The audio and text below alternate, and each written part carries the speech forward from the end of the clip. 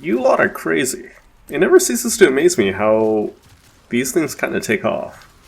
So, thank you all so much for the support. Now here's the deal. If you like the video, go ahead and like the video. And if you want to see more of my stuff, subscribe to me at Surge Streams on YouTube, or follow me on Twitch. Now we've done that awkward intro, let's just get started. Today we'll be covering the Ocucor and its new mod, Sentient Surge. Now mind you, this video isn't going to be a deep dive into all the maths and mechanics that make the weapon work, but how someone who casually plays the game can push this thing way past its original content. The Ocucor is an interesting weapon that didn't really have the numbers to excel at in anything but the earliest parts of the game. But what made it interesting was twofold. Its ability to ramp damage while continuously firing, and its ability to create up to 4 tendrils that sought out and damaged enemies within 40 meters of you. Basically giving you an aimbot. However, the biggest issue with these tendrils was that they would disappear when you reloaded the weapon. You could always work around that, but if you ever forgot, then you'd be back at square one. The mod Sentient Surge, which was introduced in the most recent Nora's Mix, which was Volume 4, that means at the time of the recording of the video, you can get it right now, aims to fix many of the shortcomings of the weapon, giving it a way to auto-reload a portion of your maximum magazine per kill, and giving you additional critical and status chance per tendril in existence. And as a reminder, these tendrils exist forever, as long as you don't manually reload the weapon, giving you up to 240% additional critical and status chance, stacking additively with any mods that you have. Now that we've got that covered, here's the long and short of it. The Ocucor is a star chart killer. It will be able to carry you from levels 1 to 100.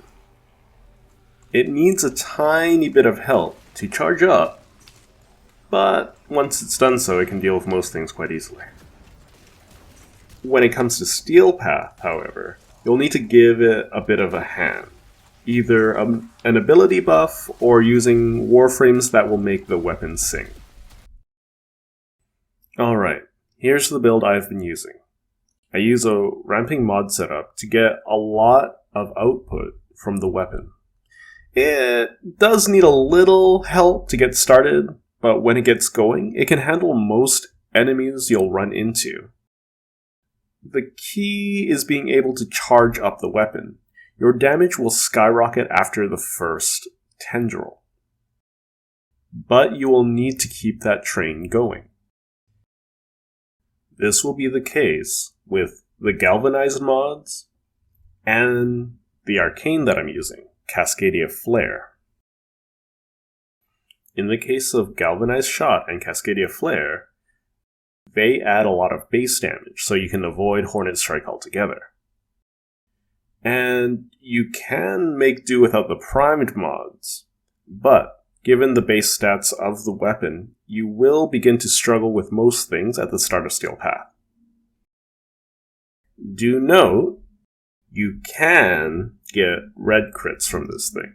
You just need to invest in a Riven, and I'm pretty sure that's not up most people's alleys. Alright, the main stars of the show are the new Sentient Surge mod, and the unique properties of the Ocucor itself. And in order to maximize its abilities, you'll need a bit of setup.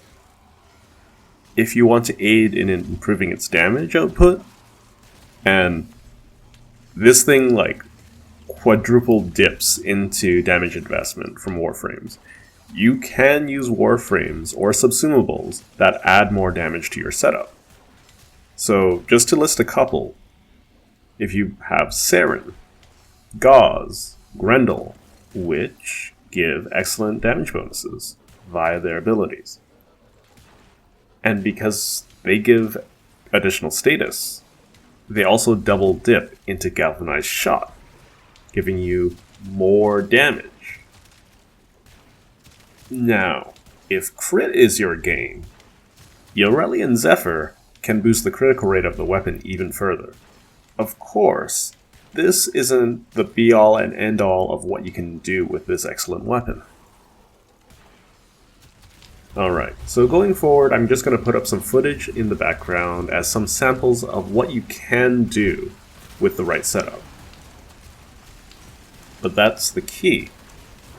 In Steel Path, you will need the right setup.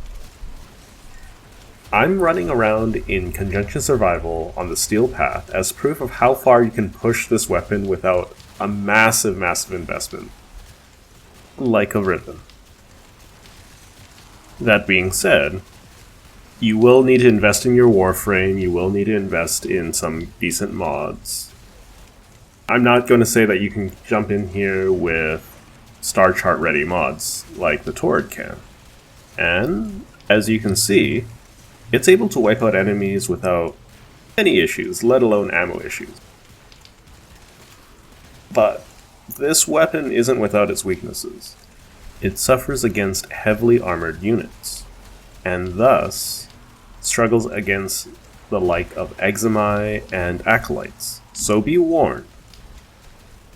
As for other enemies, be it 1 or 100, as long as they are within your line of sight and 40 meters, they are getting tagged by the weapon.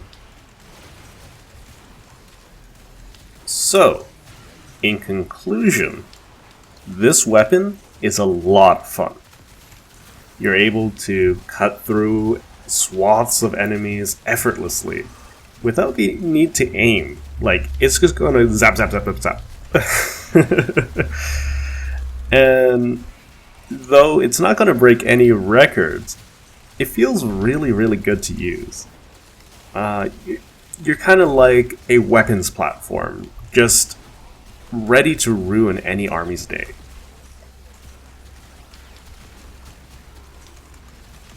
Okay. So, I wasn't really expecting to make this video at all, so it's all thanks to you guys. Thanks for all the support. I guess this is the part where I ask for a like, comment, and subscribe. I stream every now and again, and will try to help and hang out with those who show up. I'll try to keep up with the posting and streaming as much as I can. So, thanks again. It means a lot. Ta-ta for now.